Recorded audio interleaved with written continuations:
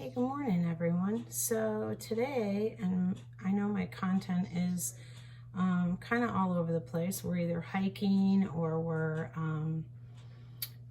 doing agility or doing yoga or whatever. But today, I wanted to show you how I make my healing salve. It's called Scar Salve, and I've had really good results with it.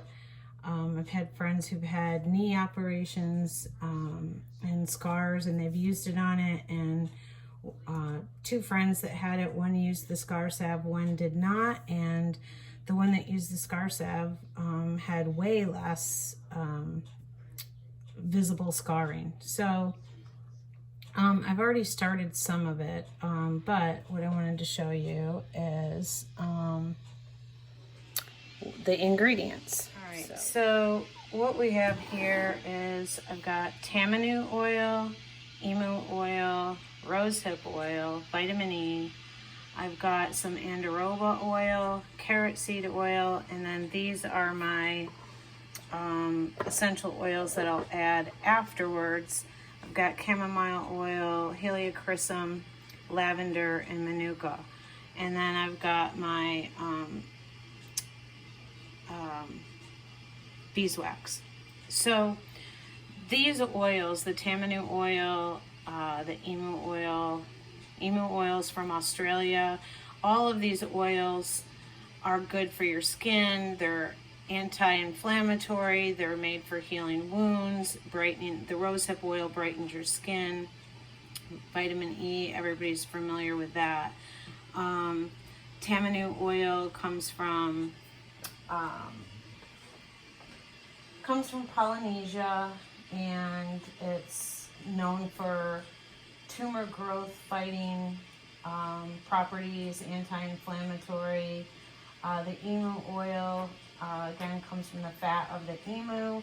It's a skin protectant. It's great. It's an antibacterial. It's used for minor aches. Rosehip oil boosts your collagen. It brightens the skin. And the calendula oil that I actually made, I infused to myself. I have some that I had already added in there. That also is anti-inflammatory, antifungal, and I also am adding I'm infusing some plantain in olive oil, so that's been infusing for probably the past hour. So I'm going to strain that, and I'll show you how I do that. This container I've already measured out. All of the oils and the beeswax. So that part is in there already. And I'll post the recipe below in the feed. And so we'll show you how I strain the oils next. Okay, so what I have here is a measuring cup. I've got this little strainer, and I've got some cheesecloth here. So the plantain that I had, I have a little double broiler, and what I did was I had some dried plantain from last year, and although it's kind of spring now, I probably could have gathered some up from outside, but I figured I'd use this up, and I'll start drying some more herbs. You can also use this fresh, but I always dry some so I can. The plantain is amazing for making a little salve to heal wounds. It grows everywhere, and it's got anti-inflammatory properties, healing properties. So I've got this just in the cheesecloth, and I'm going to squeeze it, all the oils out of that. Like I said, I had this in the double broiler on simmer for probably about an hour. Sometimes when I'm making up the oils to, you know, keep in a jar for future use, I'll simmer them kind of all day sometimes. Not simmer, but you don't want the oil to, you don't want to fry the herbs, basically. So just kind of soaks in there. You can also do what they call like the slow method, where you put the herbs in the oil in a jar and you set them in a sunny window and just let them sit for like a month. But I don't necessarily like doing that way because I'm always in a hurry, and plus sometimes you can get mold, so I don't like to do it that way. So now I have my plantain oil. Okay, so we have the plantain oil. This is my scale.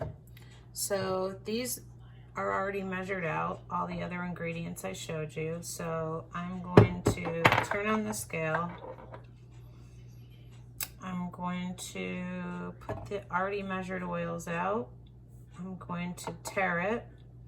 So now it's back to 0, and I need 0.35 ounces of plantain oil. So whatever I don't use, I will, okay, so that's all I needed. So the rest of this I can put in a little jar and save it for another use. So now what we're gonna do, okay, so I've cleaned this pot out. I've got a little bit too much water in there. So now I'll put the double broiler in there. I'm gonna take the mixture of all of the ingredients and put it back into the little double broiler. I mean, I could put this jar directly into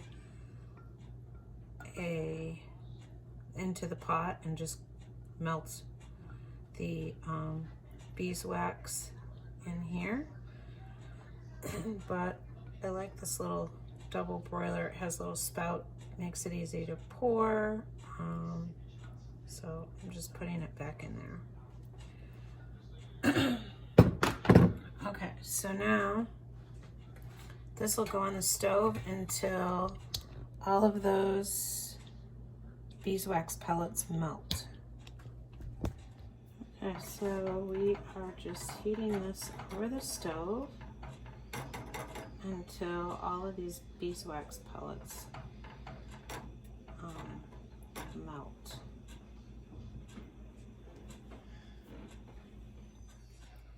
Okay, so all the pellets are melted, and now I'm going to take that out of there, and I'm going to set this on the towel, and now I'm going to add the essential oils. So I'm adding some manuka essential oil,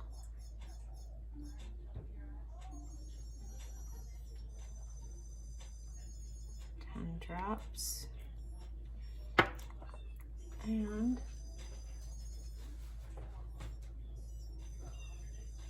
I want 15 drops of lavender,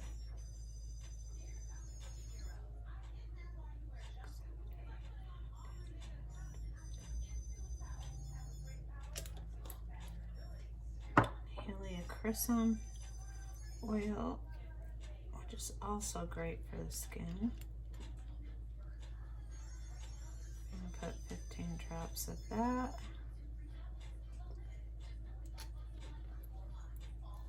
And then the This is chamomile essential oil.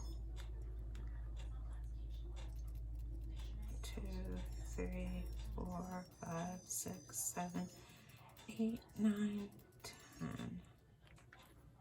Okay, so you'll be able to see that this will cool very quickly.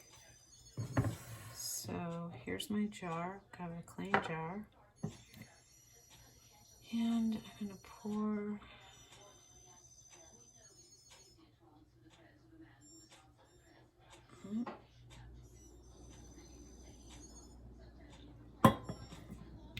into the jar, and I'll let it sit for a minute to cool a little before I put the top on it, and then I'll just cap it and label it, and we're good to go. So I hope you guys enjoyed the video, and I will put the recipe down below so that you can try to make it yourself. And I hope that you enjoyed this. So don't forget to hit like and subscribe, and we'll have some more videos for you. Thank you.